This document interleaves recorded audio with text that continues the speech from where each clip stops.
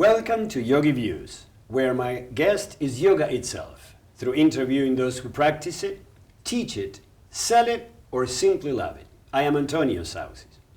One of the main ways in which yoga has been transmitted from one generation to the other is oral tradition. Now, just as in the past, students and disciples gather to receive the wisdom of yoga and the instruction of dedicated yoga masters. Back in the 80s, when my own personal yoga path started, my first Hatha yoga master, Swami Maitreyananda, organized a 15-day retreat in a beautiful hotel by a lake. As part of my karma yoga duties, or those duties that students have to perform in the name of selfless service, I was to drive the limo that was to transport the masters from and back to the airport. One of these days, I was waiting outside the airport and I received a call from the retreat office telling me that the master I was waiting for was not going to arrive because she needed to go to Russia. I must say that at the time I was both disappointed and excited. Disappointed because I really wanted to meet this master. Excited because she taught me right then another dimension of yoga that was unbeknownst to me. Today, I have the pleasure of having here with me that very same master, Rama Jyoti Vernon. Rama, I welcome you Antonio, from the depths of my heart. Thank you. Rama is one of the most important and influential yoga scholars in the West. Her interest for mysticism and metaphysics started as a child with parents that were pioneers in the field of holistic health. She was instrumental in bringing some of the most important yoga masters from India to United States, in co-founding the Yoga Journal, and in developing some important associations. One of them, Unity in Yoga, an association intended to unite all the lineages of yoga. Later on, she found herself applying the yoga philosophy and the knowledge of the sutras to a completely new arena, international peacemaking. In the 1980s, she traveled extensively throughout the Soviet Union and the Middle East and founded the Center for International Dialogue with the idea that people could come together to initiate solutions to promote political, environmental, and social change. We can say that Rama was one of the persons that helped shape the world as we know it today. Rama. Wow, what an introduction. Well, it is nothing but the truth. Oh, thank you for that. It is nothing but the truth. And before we talk about some of these important things that you've developed in the world, there is something that we all want to know, and is how did your personal yoga path start? Well, that's very interesting because when you mentioned my parents being in holistic, they were chiropractors. My mother was the first reflexologist, and she had gone to a few classes with Paramahamsa Yogananda. We lived in LA, near him at that time. And when I was about 15 and a very turbulent teenager, my mind was very distracted, very disturbed, she took me to my first yoga class, officially, with a Sikh master, Dr. Bhagan Singh Thind, and he was about 80, 82 at that time, and he was sitting in a chair. He had a blue suit on and a blue matching turban.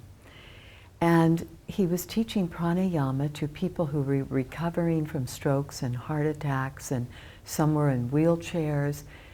And as he began to demonstrate the alternate nostril breathing, he brought his hand up to his nose, and as his hand moved very intentionally, deliberately through space, I felt this immense peace just wash over me. And by the time he got his thumb and his forefinger to the nostrils, my first thought was, I want that. And that's what propelled me into yoga, wanting to find that inner peace. It was right there. Mm-hmm.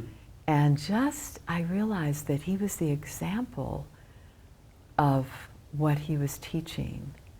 Never thinking I would ever be teaching yoga in my wildest dreams. I was just trying to calm my mind and find peace of mind in those days as a teenager. Mm-hmm. Well, wonderful. Yes, and I guess you found it. Well, yeah, I think, you know, there's moments of turbulence, but I feel we have an amazing thing with yoga to draw upon to remind us of what is important in life and not to get distracted, because the things we think are so important at one time become so insignificant at another. Mm-hmm. Well, perhaps that could also be applied to the history of modern yoga, because as I said in the introduction, you have definitely helped shape the panorama of modern yoga, not just in the United States. This story I was referring to is back in Uruguay, where I was born, so pretty much all over the world. And you, as a person that had witnessed the modern history of yoga, what do you think about it? How do you think it happened? Well, I didn't mean to make any changes. What happened was when I was asked to teach my first yoga class, I was 24, 25 years old or something. And I had children. I had 3 children. And one day I came home and my husband said, oh, the recreation center called. This was in the Berkeley area, and they wanted to know if you would teach a yoga class. And I said, I can't teach a yoga class. I've only studied for 12 years. I can't teach. And he said, well, I told them you would. And it was a class of teenagers. And if you can do that, you can do anything. Correct. And the teenagers loved it. And so then they said, would you do one for the adults? So I felt when we are asked, we're to do it. I feel it's the divine calling when we are asked. And that's what I've said to many yoga teachers, that if you are asked to teach, you know it's your dharma or your life's destiny or your purpose to teach. Don't say no. So I didn't say no, of course. And I thought I was scared to death. And I went in, there were 40 people there. And it was just, I mean, there weren't any teachers. Walt and Magana Baptiste were in San Francisco, period. And I think Richard Hittleman was in Carmel. You know, at one time there were just a handful of yoga teachers in the United States, and we seemed to all know one another. But I did go in and I taught, and it escalated. They said, would you do more? And then I got calls to go to churches, to schools, even up to Napa Valley to teach the winery owners and the vineyard owners' wives. And so I was traveling all over the Bay Area, from Burlingame to San Francisco, way up to Napa, to the East Bay. And all of a sudden, you know, I just went where I was asked. That was my motto. I never put myself out, just went where I was asked. And it kept escalating to the point where I had no free time. So I asked one of my students one night to teach the class for me so I could have some time with my family. And she did, and then she said, would you train me to be a teacher? So my first class of training teachers was for 12 teachers, 12 would-be teachers. And then I thought that would be the end of it, but then more and more and more, which led to my finally forming the California Yoga Teachers Association, which became the publisher of the Yoga Journal. And then eventually I was searching for wisdom from teachers, you know, who can we bring in so that they can further their education. And I would have so many people come into my home, in my living room, and give these seminars on related subjects as well as yoga. Pretty soon the Swamis were coming, and I was hosting them in my house. Those were great years. It was during the late 60s, you know, the early 70s, and it was just a wonderful time. People on the spiritual quest, and I was always wanting to learn more and more and expose other people to that knowledge. That's how it happened. And why? It was very organic. Uh-huh. It was very organic. I see. Wasn't planned. Yes, yes.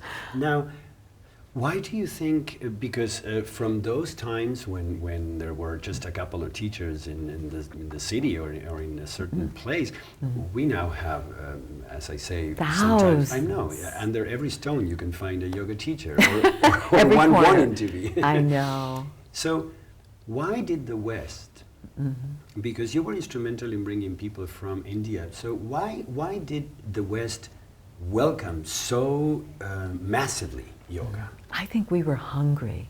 I think people were hungry for something other than was available in traditional religions at the time. They wanted to broaden the sphere, and the whole 60s movement was part of that.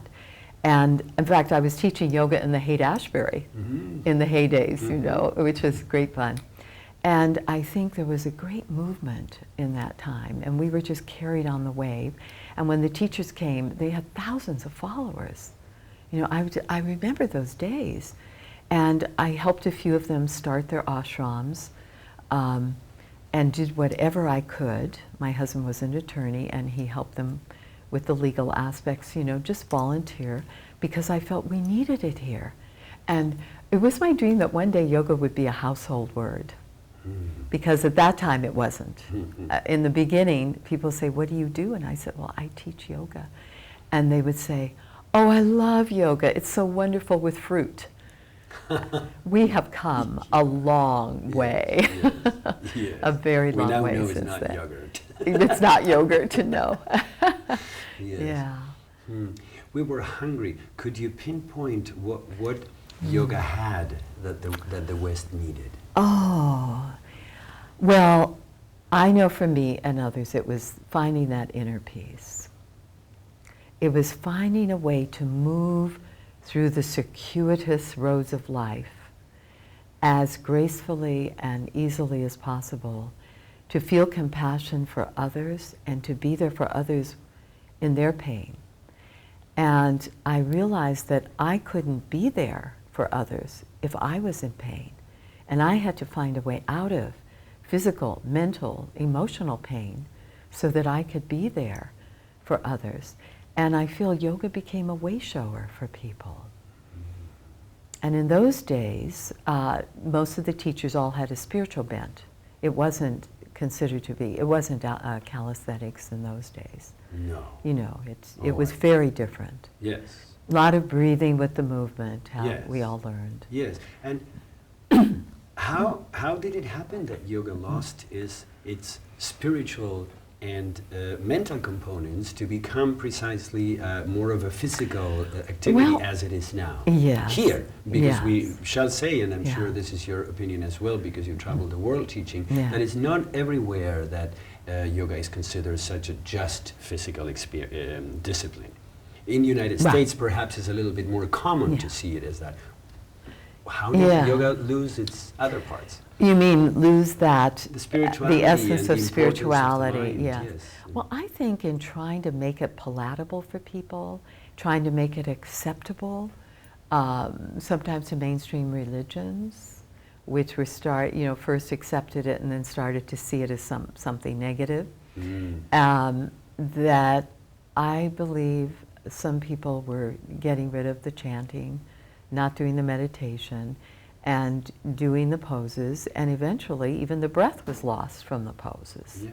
And the breath is the key component in every asana and in our meditations, and everything. So it became that. Now, at one time, many, many years ago, there was a group of very concerned teachers when they saw this happening. And we went to Swami Satchidananda to ask him what he thought of this. And he said, there are many doors to enter into the same room. He said, one door will fit one person and another door will fit another, but it all eventually leads us to the same place. And he said, it's okay. He said, if a person gets a little something from this, they may want to learn a little bit something more. They may want a little bit more of the philosophy. They may want to sit and do a little meditation or contemplation. He said, it doesn't matter how they come into it. He said, and then, he said, I'll never forget this, he said, trust yoga. And you know, it lifted the weight and the burden of our judgments and our criticisms of people who weren't doing it in a particular way. And I felt this freedom that came to just be there for people in whatever way they chose to come into this process. And it is a process. And we're all in different phases of that process. Well, I think this is interesting, Rama, because I have had the opportunity of asking this very question to a lot of teachers and masters that have come to the show, and there seems to be a general consensus that we should not worry, and that things will organically unfold and get there. In its own time. And perhaps not just in regards to these other aspects of yoga, but in a historic perspective. Where do you see yoga is going? Well, I'm so thrilled that now it's a household word. And I hear conversations on the airplanes. I hear it in the, I just heard a conversation today. Some people were talking somewhere and they were talking about their yoga classes. And my heart just fills with joy because it's there. And I think each person who enters into that understands something, broadens their awareness, broadens the spectrum of their consciousness, and can embrace more and more of humanity and all sentient and insentient beings in whatever practice they're choosing to come into. And I feel perhaps it is like the butterfly that flutters its wings in one part of the world, and the ripple effect will be felt in every part. Well, we are certainly witnessing that. Yes. The ripple effects of how yoga is permeating the culture in so many ways, and I would say with positive outcome. Yes. Now, a minute ago you were bringing in a very important aspect of yoga that I know because of having studied with you, that is very important in your teachings, which is precisely the breath, or what in yoga we call pranayama, or the management of the life force through the breath. And not everybody understands this.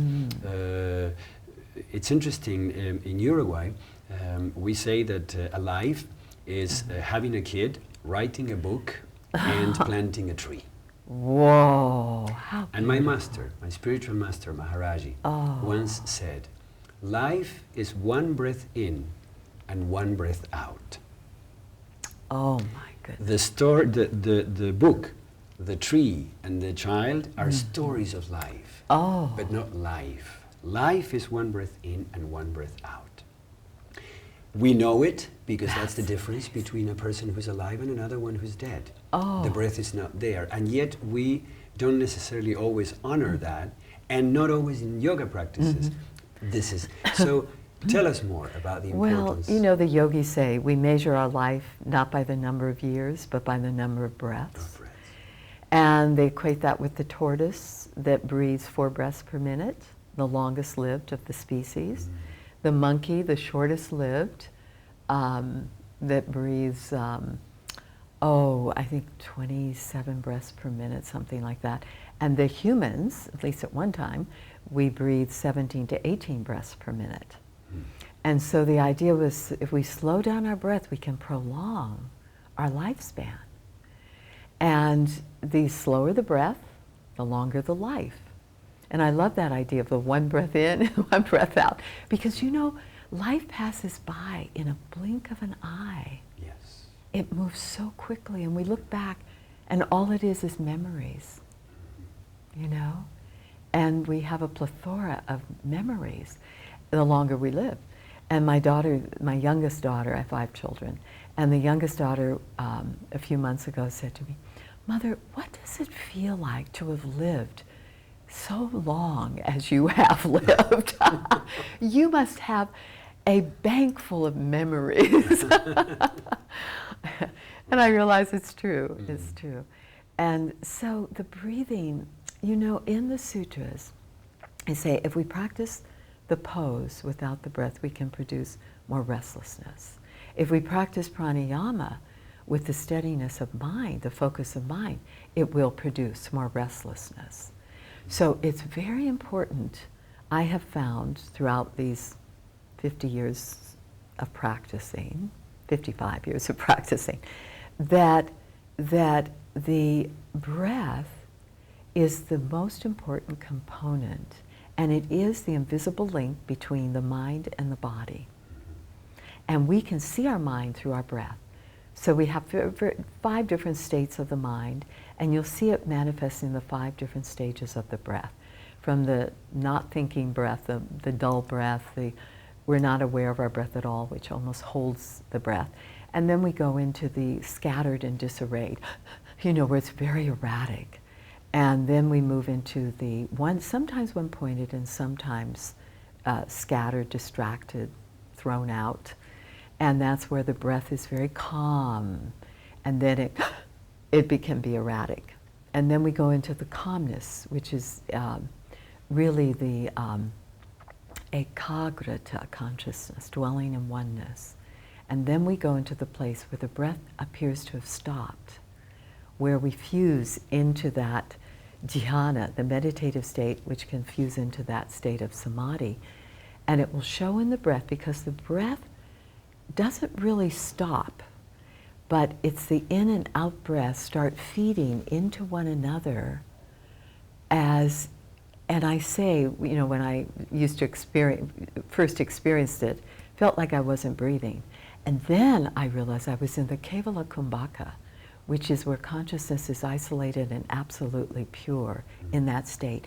A thought wave cannot come in, because the breath is steady, it steadies the mind, and it brings the mind to one-pointedness.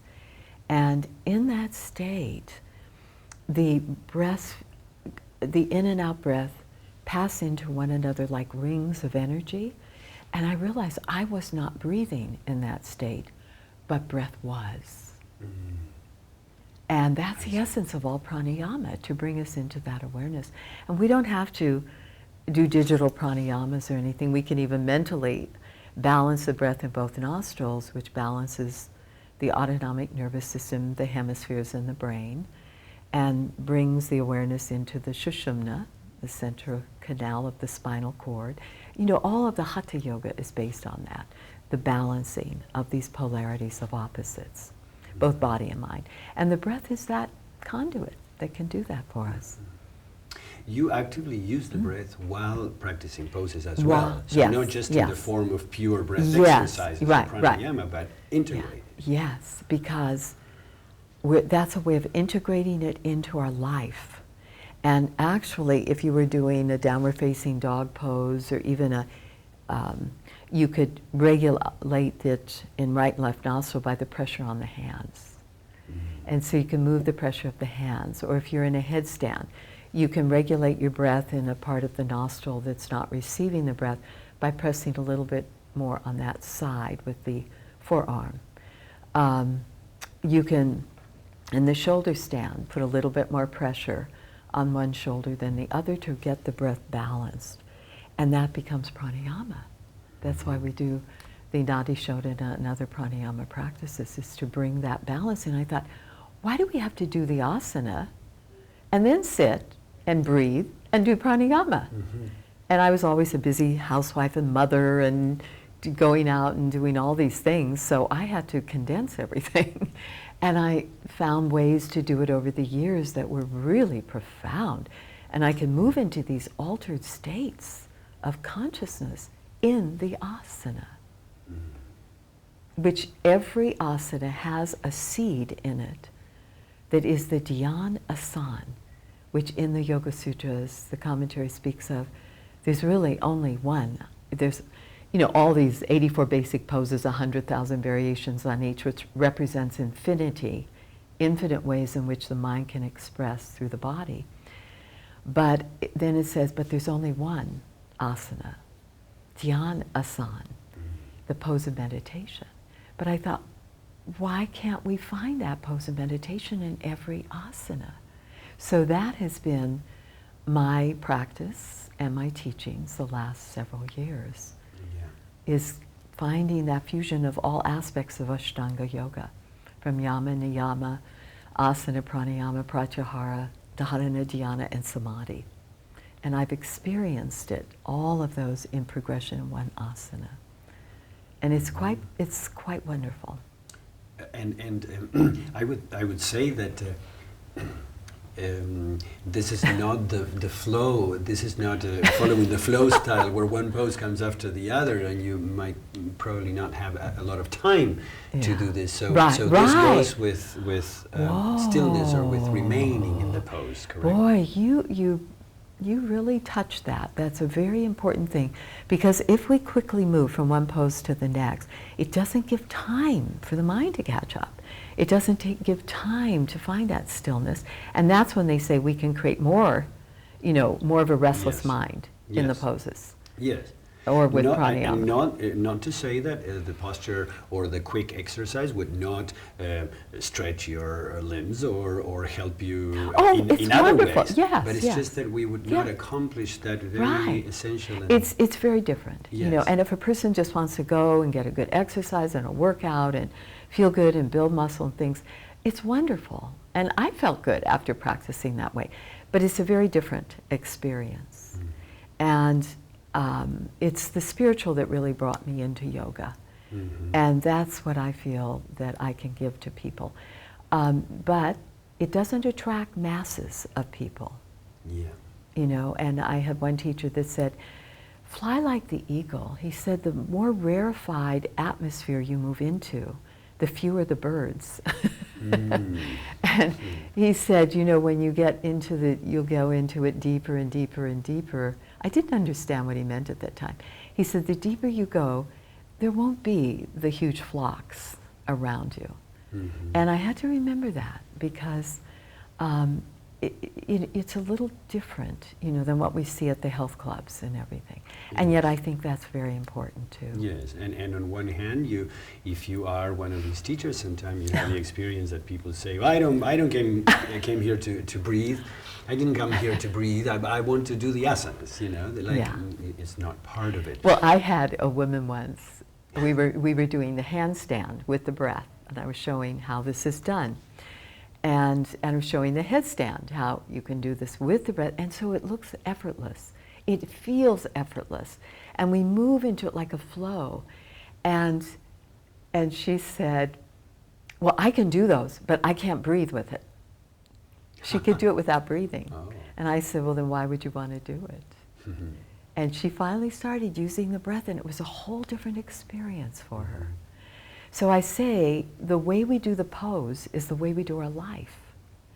And when people rush into a pose and they're straining and reaching for a goal, it shows what they do in their life. And then if we change the pose and the way we approach the pose with tremendous respect, and like it's a sacred moment, we start to take that into every aspect of our life, into the poses of our life. And our relationships with people change as a result.